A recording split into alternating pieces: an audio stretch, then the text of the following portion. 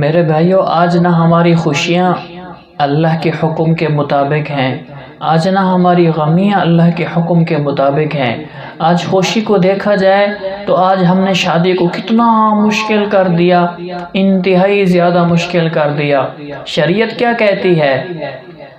آج والدین کہتے ہیں، والد کہتا ہے، والدہ کہتی ہے میرا بیٹا ڈاکٹر بن جائے میں پھر شادی کروں گی، میری بیٹی ڈاکٹر بن جائے میں پھر شادی کروں گی۔ دیندار لوگ کہتے ہیں ہمارا بیٹا عالم بن جائے ہم پھر شادی کریں گے، ہماری بیٹی عالمہ بن جائے پھر شادی کریں گے۔ شریعت کیا کہتی ہے کہ جب بچی بالغ ہوں اور وہ ان کو شادی کا تقاضا ہو تو ان پر فرض ہو جاتی ہے کہ ان کی اس وقت شادی کر دی جائے۔ صحابہ کرام رضی اللہ تعالی عنہم اجمعین کے زمانہ میں اتنی لمبی چوڑی تعلیم ہوا نہیں کرتی تھی، یہاں سے بچہ بالغ ہوتا، وہاں سے بچی بالغ ہوتی اور یہ آپس میں رشتے کر لیتے ان کے۔ تو میرے عزیزو، آج ہم نے شادی کو بہت مشکل کر دیا، زیادہ سے زیادہ اب ہم اپنے بچے کی شادی کریں 18 سال کی عمر میں، اور بچی کی زیادہ سے زیادہ 15 سال کی عمر میں شادی کر دینی چاہیے۔ بیچاری پڑھتے پڑھتے پڑھتے بچے اور بچیاں جسم کمزور ہو جاتے ہیں اور سر اور داڑھی کے بال نکل آتے ہیں، سفید سر ہو جاتے ہیں، جسم کے اندر وہ طاقت وہ قوت بھی ختم ہو جاتی ہے، بڑی عمر کے اندر جا کے شادیاں کرتے ہیں، تو وہ کیا اولاد پیدا کریں گے؟ اور جب ہم وقت پر شادیاں کریں گے تو گناہ ختم ہوں گے، زنا ختم ہوں گے۔ اور جو بچے والے ہیں وہ کہتے ہیں ہم کیسے شادی کریں؟ اگر وہ کسی کے پاس رشتہ لینے کے لیے جاتے ہیں تو بچی والے کہتے ہیں کہ اتنے مرلے کا مکان ہماری بیٹی کے نام کر کے دو پھر ہم رشتہ دیں گے، اتنا سونا ہمیں دو ہم پھر رشتہ دیں گے۔ اگر طلاق دے گا اس کے لیے یہ جرمانہ ہوگا، اور ان کی شرائط ہوتی ہیں، ڈیمانڈیں ہوتی ہیں، یہ ڈیمانڈ ہے، یہ ڈیمانڈ ہے، یہ ڈیمانڈ ہے، یہ ڈیمانڈ ہے۔ وہ اس لیے کرتے کرتے ان ڈیمانڈوں کو پورا کرتے کرتے کئی سال لگ جاتے ہیں، اس لیے لیٹ شادیاں ہوتی ہیں۔ اور جو لینے والے ہوتے ہیں پھر وہ کیا کہتے ہیں کہ ہم بھی جہیز لیں گے، ہم بھی یہ لیں گے۔ اگر وہ بچی گاڑی نہ لے کر آئے تو یہ اس کو تانا دیتے ہیں کہ آپ گاڑی تو لے کر نہیں آئی، آپ بائک تو لے کر نہیں آئی، آپ فریج تو لے کر نہیں آئی۔ اسی طرح بہت ساری چیزیں جو ہوتی ہیں تو ان کو سنوائی جاتی ہیں، تانے دیے جاتے ہیں۔ تو میرے عزیزو، ہم شادی کو آسان کریں۔ اللہ کے رسول صلی اللہ علیہ وسلم نے اپنی بیٹیوں کی شادیاں کی، آپ نے 3 بیٹیوں کی شادی کی، استطاعت نہیں تھی، کچھ جہیز نہیں دیا۔ حضرت فاطمہ رضی اللہ تعالیٰ عنہ کی شادی کی، آپ کے پاس تھوڑی سی استطاعت تھی تو آپ نے صرف 5 چیزیں دی، صرف 5 چیزیں دی، یہ چکی ہے، یہ مسلح ہے، یہ بستر ہے، اور اسی طرح تھوڑی بہت ساری چیزیں۔ تو میرے عزیزو، ہم اپنی شادی کو سادہ سے سادہ کریں۔ اور کیا ہوتا ہے کہ شادی کر رہے ہیں تو اس میں نیندرا لیتے ہیں، نیندرا جائز ہی نہیں ہے۔ کہتے ہیں کہ ہم مہمانوں کو بلائیں گے، اگر 10 لاکھ کا ہمارا کھلانے کا خرچہ ہوگا تو 8 لاکھ تو نیندرا آ جائے گا، تو اس وجہ سے ہمارے 2 لاکھ سارے لگیں گے، اس لیے ان کو بلانا چاہیے۔ تو میرے عزیزو، جب ایک انسان کی استطاعت نہ ہو تو وہ سادگی سے کر لے، سادگی سے کر لینا سنت ہے، اس میں فائدے ہیں۔ اب دوستوں کو، رشتہ داروں کو اس نیت پر بلانا کہ وہ آئیں گے اور نیندرا دیں گے جس کی وجہ سے ہمارے پیسے نکل آئیں گے، یہ کھلانا کیا کھلانا ہوا؟ یہ تو دعوت تو نہ ہوئی، یہ تو آپ نے ان سے پیسے لیے ہیں، ان کے کھانے کے پیسے لیے ہیں۔ اللہ کی رضا کے لیے کھانا کھلایا جائے، جتنی استطاعت ہو۔ اگر آپ کی استطاعت 2 آدمی کو بلانے کی ہے تو 2 آدمی کو بلا لیں، اگر 2000 آدمی کو بلانے کی ہے تو 2000 کو بلا لیں۔ شریعت نے انسان کو پابند نہیں کیا کہ آپ کی استطاعت اگر زیادہ ہے، نہیں، آپ نے فقر کے اندر ہی شادی کرنی ہے۔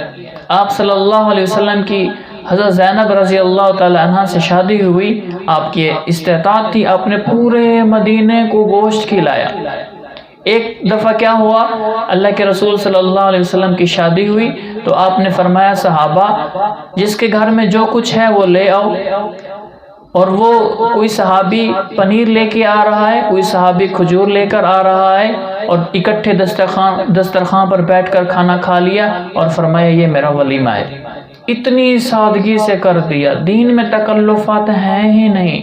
جتنا ہم لوگ دین پر چلیں گے اتنا ہماری زندگی آسان ہوتی جائے گی، ہم خوشیوں میں آتے جائیں گے، اور جتنا ہم دین سے دور ہوتے جائیں گے، رسم و رواج کو پکڑیں گے، اتنی ہمیں تکالیف ملتی جائیں گی۔ شادی کو آسان سے آسان کریں۔ اگر شادی پر کسی کو بلایا نہ جائے تو وہ ناراض ہو جاتے ہیں۔ ایک آدمی کی استطاعت نہیں ہے کسی کو بلانے کی، اگر وہ نہ بلائے تو سارے رشتہ دار ناراض ہو جاتے ہیں کہ انہوں نے ہمیں بلایا نہیں ہے، ہم اس کے لیے مرتے جیتے اب مکمل کے لیے ہمیشہ ہمیشہ کے لیے اس سے ختم ہو گئے۔ تو میرے عزیزو ایسا نہیں کرنا چاہیے۔ جو دین پر چل رہا ہے اس کے ساتھ معاونت کرنی چاہیے، مدد کرنی چاہیے کہ یہ ہمارا بھائی اگر اس کی استطاعت نہیں تھی تو اس نے سادگی سے کر لیا تو بہت اچھا کیا، اس کو مبارکباد دینی چاہیے، بجائے اس کے کہ اس کی تذلیل کرنی چاہیے، اس کا مذاق اڑانا چاہیے، اس کے ساتھ قطع تعلق ہی کرنی چاہیے کہ انہوں نے ہمیں شادی میں کیوں نہیں بلایا، یہ مجرم ہو گئے۔ اب ان سے ہمیشہ ہمیشہ کے لیے شادی برادری ختم کر دیتے ہیں، قطع تعلق ہی کر دیتے ہیں۔ تو میرے عزیزو یہ جہالت ہے، یہ جہالت ہے، یہ دین نہیں ہے۔ اللہ فرماتا ہے لَقَدْ كَانَ لَكُمْ فِي رَسُولِ اللَّهِ أُسْوَةٌ حَسَنَةٌ، میرے حبیب کی زندگی یہ تمہارے لیے بہترین نمونہ ہے۔ کیسی حسین زندگی تھی، اللہ کے رسول صلی اللہ علیہ وسلم نے شادیاں کر کے دکھایا، کیسی سادگی سے کی وہ بھی کر کے دکھایا، شان و شوکت سے بھی کر کے دکھائی کہ ایسے کرتے ہیں۔ تو میرے عزیزو ہم ایسی خوشیاں کریں جیسے ہمارا دین، ہمارا اسلام ہمیں کہتا ہے۔ اور دوسری بات ہمارے غم بھی ایسے ہو گئے کہ کوئی مر جائے ہمارے لیے، ان کے لیے، انسان کے لیے، اگر کوئی مر جائے ان کے خاندان والوں کے لیے، گھر والوں کے لیے مسئلہ بن جاتا ہے۔ رسم و رواج اتنے ہیں کہ وہ بیچارے پریشان ہو جاتے ہیں۔ اب بلوچستان کے اندر ایک رواج ہے، اگر ان کا کوئی مرتا ہے تو وہ بکرے ذبح کرتے ہیں، اپنے رشتہ داروں کو، پڑوسیوں کو، دوستوں کو بلاتے ہیں، رات کا کھانا ان کے پاس ہوتا ہے۔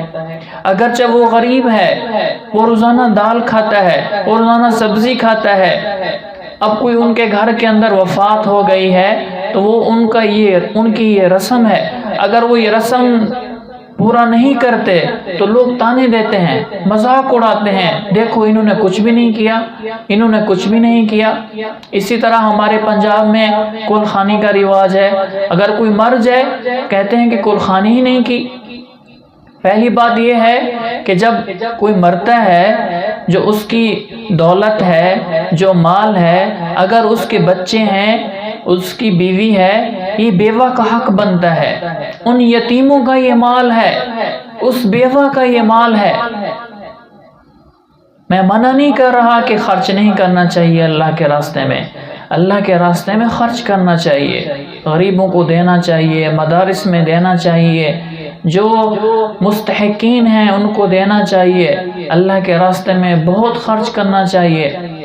لیکن یہ رسم کو دین سمجھ لینا، یہ بہت انسان کی زندگیوں کو برباد کر دیتا ہے، یہ رسم و رواج۔ پھر کیا ہوتا ہے، کہتے ہیں کہ اتنے لاکھ کا خرچہ ہوگا، یہ رسم ہے کل خوانی، اور اس کے اندر پھر لاکھوں روپے خرچ کر دیے جاتے ہیں، لوگ آتے ہیں کھا کے چلے جاتے ہیں۔ یہ تو یتیم کا مال تھا، یہ تو یتیم کا مال تھا۔ تو میرے عزیزو پھر کیا ہوتا ہے، پھر کہتے ہیں 7 جمعراتیں ہوں، 7 قسم کے پھل ہوں، اور 40واں ہو، اور برسی ہو سال میں ایک دفعہ، اس میں سارے رشتہ داروں کو بلایا جائے اور ان کو کھلایا جائے۔ آج مرنا بھی مشکل بنا دیا گیا ہے، اور اس کو لوگ دین سمجھتے ہیں۔ میرے عزیزو یہ کوئی دین نہیں ہے، صرف 3 دن کے لیے شریعت کہتی ہے تم غم مناؤ، بیٹھو، جو آئیں تعزیت کے لیے ان سے ملو، اور دعا کرو اس کے لیے، دعائے مغفرت کرو، جتنا ہو سکے اس کے لیے ایصال ثواب کرو، ان کے لیے نفلیں پڑھو، ان کے لیے قرآن پڑھو، ان کے لیے ذکر کرو، اور ان کے لیے صدقہ جاریہ ایسا کہ لوگوں کو پتہ ہی نہ چلے۔ حدیث شریف کے اندر آتا ہے کہ جب ایک انسان اللہ کے راستے میں ایک کھجور دیتا ہے اللہ کی رضا کے لیے، اللہ اس کا ثواب احد پہاڑ جو 10 کلومیٹر کا لمبا سفر ہے، 10 کلومیٹر کا ہے، احد پہاڑ سونے کے برابر صدقہ کرنے کا ثواب عطا فرماتے ہیں۔ اور جو احد پہاڑ جس کے پاس سونے کا ہو اور اس میں ریاکاری ہو، دکھلاوا ہو، نام و نمود ہو، لوگ واہ واہ کریں، لوگ کہیں یہ بہت بڑا سخی ہے، سونے کا وہ صدقہ کرے، سونے کا وہ لوگوں کو دے دے، لوگوں پر خرچ کر دے، حدیث شریف کے اندر آتا ہے وہ اس کے پکڑ کا ذریعہ بنے گا اور اس کی جہنم میں جانے کا ذریعہ بنے گا۔ کیوں؟ اس نے دکھلاوے کے لیے خرچ کیا ہے، اللہ کی رضا کے لیے خرچ نہیں کیا۔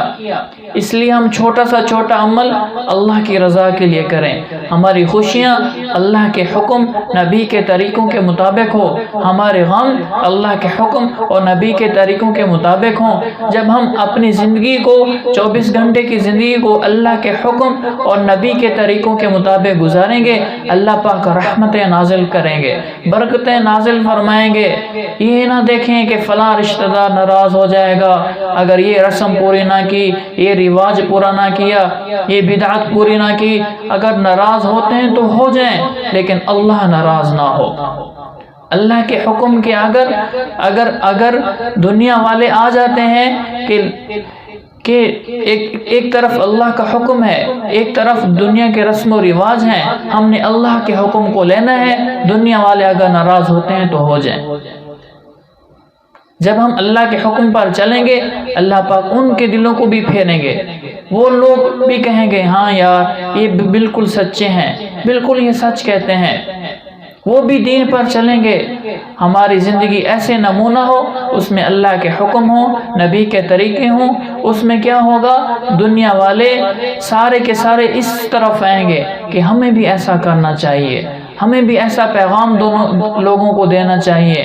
اگر امیر لوگ اپنے بچوں کی سادگی سے شادی کریں گے، پھر کیا ہوگا؟ غریب بھی کہیں گے کہ یہ امیر ہو کر سادگی سے کر رہے ہیں، ہم غریب ہو کر کیوں نہ کریں۔ ایک بھائی مجھ سے کہتے ہیں میری 9 بیٹیاں ہیں لیکن جہیز کے لیے میرے پاس کچھ نہیں ہے، میں بہت پریشان ہوں۔ اب مسئلہ یہ بنا ہوا ہے کہ یہ بیٹی والا بھی ڈیمانڈیں رکھتا ہے اور وہ بیٹے والے بھی ڈیمانڈیں رکھتے ہیں۔ اگر ہم سنت کے مطابق، سیرت کے مطابق، اگر شریعت کے مطابق کریں گے، لینے والا بھی خوش ہوگا اور دینے والا بھی خوش ہوگا۔